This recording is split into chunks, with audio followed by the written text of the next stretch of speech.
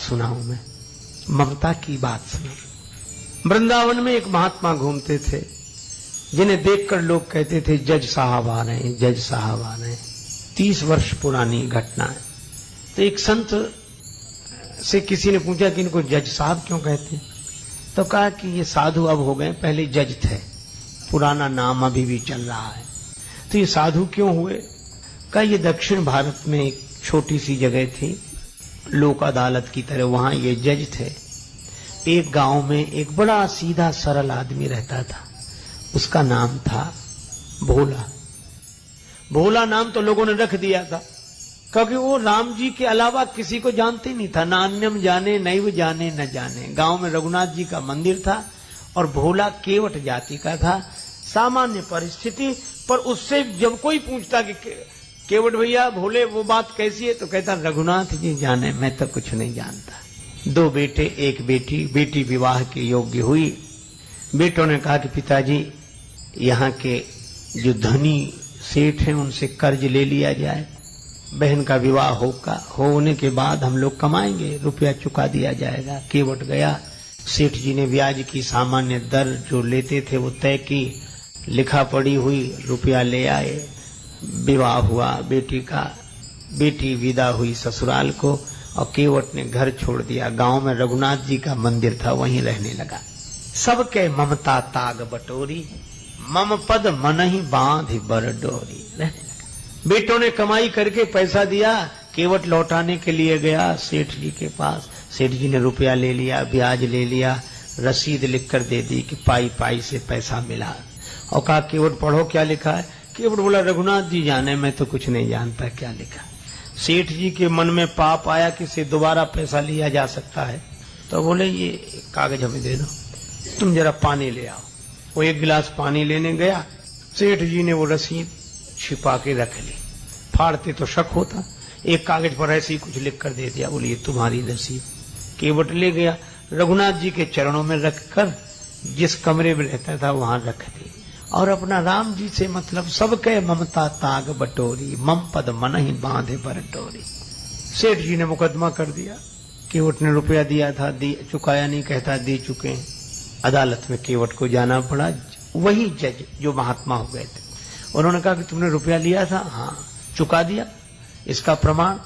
जज साहब ने कहा ये तो कोई सबूत नहीं है, इसमें कुछ लिखा ही नहीं है। केवट सरल आदमी रोने लगा, रघुनाथ जी जाने, मैं तो ये इसी को रसीद समझे था। जज साहब दयालु हृदय के थे, बोल रो मत, तुमने जब सेठ जी का रुपया वापिस दिया तब तुम्हारे सेठ जी के बीच में कोई तीसरा था? तो केवट की जो आदत थी, जो स्वभाव था, उसी भाव से बोला सत्य कहता हूं जज साहब, सेठ जी को जब मैंने रुपया वापिस दिया तो मेरे और सेठ जी के बीच में सिवा रघुनाथ जी के और कोई नहीं था। जज साहब बोले अच्छा तुम जाओ, अगली तारीख पर आना। जज साहब ने समझा कि रघुनाथ जी कोई इनके गांव के रहने वाले सज्जन होंगे। जज साहब ने अपने खर्चे से रघुनाथ जी के नाम सम्मन जारी कर दिया। अब चपरासी पूरे गांव में सम्मन लिए घूमे, उस गांव में रघुनाथ जी नाम का कोई आदमी नहीं था। चपरासी तो परेशान हो गया। एक ने कहा रघुनाथ जी का मंदिर जरूर है, बोले वही बताओ। गया चपरासी, पुजारी बाहर बैठे थे, चपरासी को देखा, क्या बात है, सम्मन दिया, रघुनाथ जी का मंदिर यही है? हाँ लो। पुजारी जी समझ गए, मन ही मन सोचने लगे कि जब भगवान ने मंगा ही लिया तो हम वापिस काहे करें। हस्ताक्षर पुजारी जी ने कर दी। चपरासी समझा यही रघुनाथ जी हों। पुजारी जी ने सम्मन रघुनाथ जी के चरणों में रख दिया और आंखों में आंसू भरकर बोले प्रभु आपको पोशाक कई बार आई होगी, भोग लगाने के लिए तरह तरह के पदार्थ आए होंगे, आभूषण कई बार भक्त लेकर आए होंगे, लेकिन सम्मन पहली ही बार आया होगा। पर भक्त जो न करें सो थोड़ा। प्रभु उस दीन का आपके अलावा कोई, वो आपके अलावा किसी को जानता ही नहीं है, और उसकी इलाज तो आपके ही हाथ है। केवट से कहा कि तुमने क्यों लिखा दिया रघुनाथ जी का नाम? केवट बोला कोई झूठ लिखा दिया, हमारे रघुनाथ जी सदा हमारे साथ हैं थे। और केवट तो यही कहे या अनाथ की लाज आज रघुनाथ जी हाथ तिहारे, कहीं नहीं गया, किसी को जानता ही नहीं राम जी के अलावा। तारीख के 1 दिन पहले ही पुजारी जी बोले तुम आज ही जाओ ताकि समय से पहुंच जाना। अब रघुनाथ जी के मन की तो रघुनाथ जी जाने। केवट रघुनाथ जी के चरणों में प्रणाम करके चला गया। दूसरे दिन सवेरे पुजारी जी बड़ी जल्दी जगे, भगवान की आरती पूजा की, नया वस्त्र पहनाया, भोग लगाया। उनको लग रहा था आज भगवान पहली बार बाहर जा रहे हैं, कपड़े अच्छे पहनावे। रोने लगे पुजारी जी। भाव की तो बात है, प्रभु आपको जो पोशाक अच्छी लगे वही पहनकर जाना, लेकिन जाना जरूर, उसका कोई नहीं है आपके अलावा। उधर केवट पहुंचा, सेठ जी पहुंच गए। जज साहब ने कहा केवट तुम्हारे गवाह रघुनाथ जी कहाँ हैं? केवट बोला हुजूर यहीं कहीं होंगे, भी तो सब जगह रहते हैं। जज फिर भी नहीं समझे, चपरासी को आदेश दिया आवाज लगाओ। चपरासी आवाज लगाने, रघुनाथ हाजिर है, रघुनाथ हाजिर है, रघुनाथ हाजिर है, रघुनाथ हाजिर है, रघुनाथ हाजिर है, हाजिर है। ऐसे 3 नारे जो लगाए हैं तो क्या देखा, एक बूढ़ा आदमी हाथ में लकड़ी पकड़े, कमर झुकी है, हाथ से इशारा कर रहा है। हाजिर है ऐसे 3 नारे जो लगाए हैं, चाल लटपटी सी एक वृद्ध की झुकी सी देह, दुपटी फटी सी शीस बांधे धर धाये हैं, हाथ माहे छड़ी पड़ी तुलसी की ये माल, माथे पर रोरी चारु चंदन चढ़ाए हैं, साहब के सामने विनीत चपरासी साथ, आज रघुनाथ जी गवाह बने आए। भगवान गवाह बनकर आ गए। जज साहब ने देखा, गज सेठ जी चौंके कि ये कौन है? जज साहब ने कहा कि आप थे वहां। रघुनाथ जी ने कहा केवट ने रुपया दिया है, उसका प्रमाण बोले इन्होंने रसीद भी लिख ली थी। सेठ जी को यहीं रखा जाए। इनके मकान में सामने वाली बैठक की सामने वाली दीवार में 3 अलमारियां हैं, बीच वाली अलमारी में वही रखी है 32 नंबर की, उसी में वो रसीद अब तक सुरक्षित है। सर्वांतर्यामी भगवान से क्या छिप सकता। सिपाही भेजे गए, बही मिल गई, रसीद मिल गई।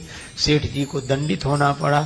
केवट भाई जित भरी हुआ, रघुनाथ जी तो गायब हो गए। पहले काम तो हो ही गया था।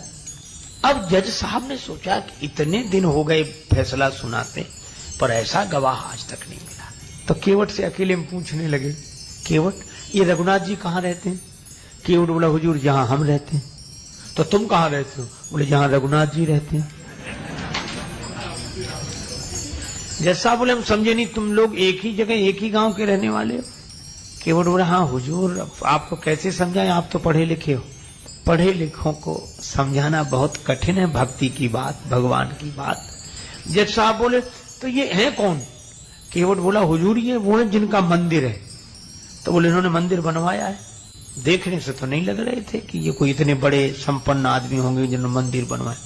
पुजारी भी नहीं लग रहे थे, पता नहीं। केवट बोला हुजूर ये वही है जो मंदिर में बैठे हुए हैं। अब तो जज साहब ने चपरासी को बुलाया। चपरासी कांपने लगा, हुजूर ये वो आदमी नहीं था जिसने हस्ताक्षर किए थे। अब जब गांव में पता लगाया तो जज साहब भाव विह्वल हो गए, अपने कमरे पर आए, बंगले पर रोने लगे। लोगों ने कहा रोने का कारण क्या?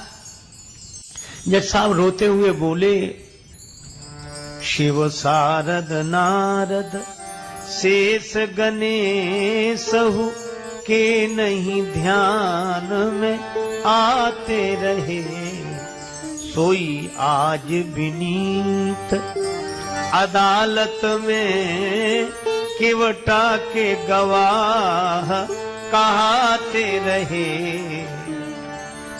अरे तो इसमें रोने की क्या बात है? खुश होना चाहिए कि दर्शन हो गया। और चले गए तो वे तो जाते ही। जैसा बोले सुख धोखे हूं दर्श दिए को भयो, दुख नाहिन जो तज जाते रहे। फिर रो क्यों रहे हो? बड़ी भाव भरी बात कही। जज साहब बोले आज मुझसे बहुत बड़ी गलती हो गई। कौन सी? कुर्सी पे बना जज बैठा रहा, जगदीश खड़े समझाते रहे। कुर्सी पर जज बना बैठा रहा और जिनकी अदालत में सबको उपस्थित होना पड़ता, वे भगवान खड़े खड़े गवाही देते रहे। ऐसा वैराग्य हुआ। उसी दिन पद से इस्तीफा दे दिया, वृंदावन आ गए, साधु जीवन बिताया। अक्सर खड़े रहते थे। कहते थे भगवान खड़े रहे, मैं बैठा रहता तो खड़े ही रहना अच्छा है। मंदिर में जाते तो अंदर नहीं जाते, बाहर से ही दरवाजे की धूल सिर पर चढ़ा लेते। कोई कहता कि अंदर क्यों नहीं जाते, तो कहते कि मैं उन्हें मुझे दिखाने लायक नहीं।